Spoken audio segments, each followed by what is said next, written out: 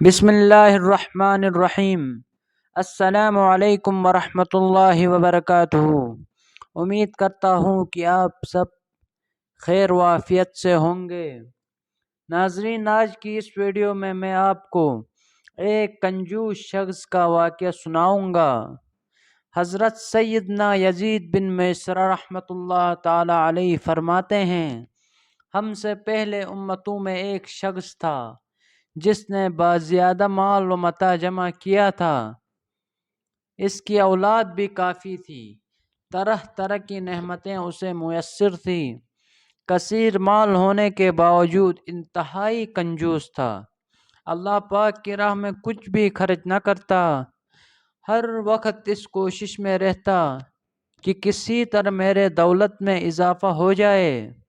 جب وہ بہت زیادہ مال جمع کر چکا تو اپنے آپ سے کہنے لگا، اب تو میں خوب عیش و عشرت کی زندگی گزاروں گا۔ چنانچہ وہ اپنے اہل و عیال کے ساتھ خوب عیش و عشرت سے رہنے لگا۔ بہت سے خدام ہر وقت ہاتھ باندھے اس کے حکم کے منتظر رہتے، الغرض وہ ان دنیاوی آسائشوں میں ایسا مگن ہوا کہ اپنی موت کو بالکل بھول گیا۔ ایک دن ملک الموت حضرت سیدنا عزرائیل علیہ السلام ایک فقیر کی صورت میں اس کے گھر آئے اور دروازہ کھٹکھٹایا۔ غلام فوراً دروازے کی طرف دوڑے اور جیسے ہی دروازہ کھولا تو سامنے ایک فقیر کو پایا۔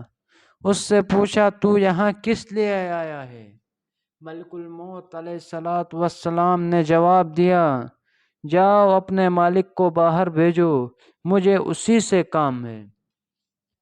خادموں نے جھوٹ بولتے ہوئے کہا، وہ تو تیرے ہی جیسے کسی فقیر کی مدد کرنے باہر گئے ہیں۔ حضرت سیدنا ملک الموت علیہ السلام یہ سن کر وہاں سے چلے گئے۔ کچھ دیر بعد دوبارہ آئے اور دروازہ کھٹکھٹایا۔ غلام باہر آئے تو ان سے کہا، جاؤ اور اپنے آقا سے کہو میں ملک الموت علیہ السلام ہوں۔ جب اس مالدار شخص نے یہ بات سنی تو بہت خوف زدہ ہوا اور اپنے غلاموں سے کہا، جاؤ اور ان سے بہت نرمی سے گفتگو کرو۔ خدام باہر آئے اور حضرت سیدنا ملک الموت علیہ السلام سے کہنے لگے، آپ ہمارے آقا کے بدلے کسی اور کی روح قبض کر لے اور اسے چھوڑ دے، اللہ پاک آپ کو برکتیں عطا فرمائے۔ حضرت سیدنا ملک الموت علیہ السلام نے فرمایا، ایسا ہرگز نہیں ہو سکتا۔ پھر ملک الموت علیہ السلام اندر تشریف لے آئے اور اس مالدار شخص سے کہا، تجھے جو وصیت کرنی ہے کر لے، میں تیری روح قبض کیے بغیر یہاں سے نہیں جاؤں گا۔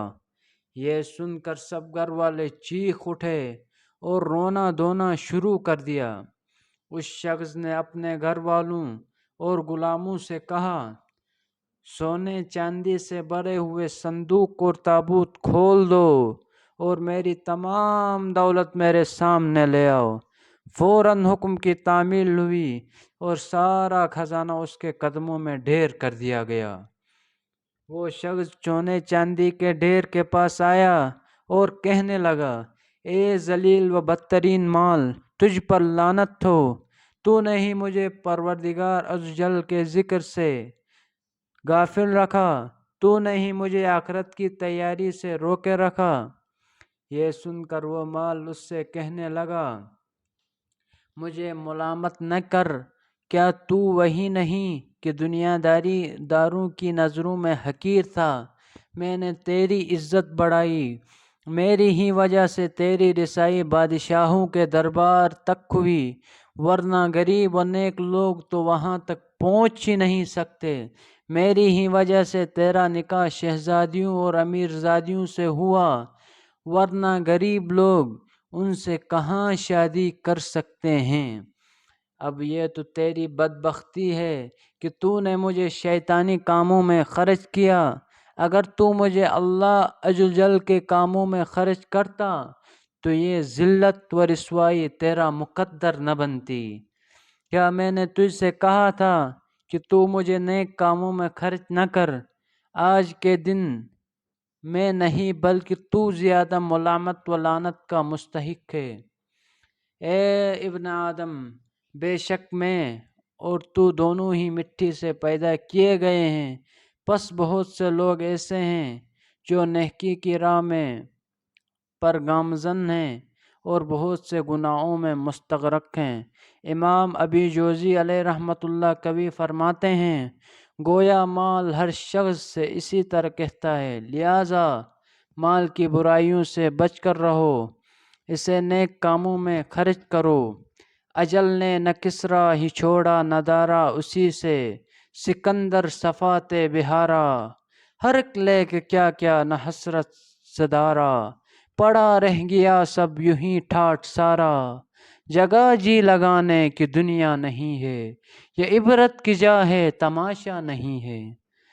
دوستو، ویڈیو اچھی لگی ہو تو ویڈیو کو لائک کرو، چینل پہ نئے ہو تو چینل کو سبسکرائب کرو۔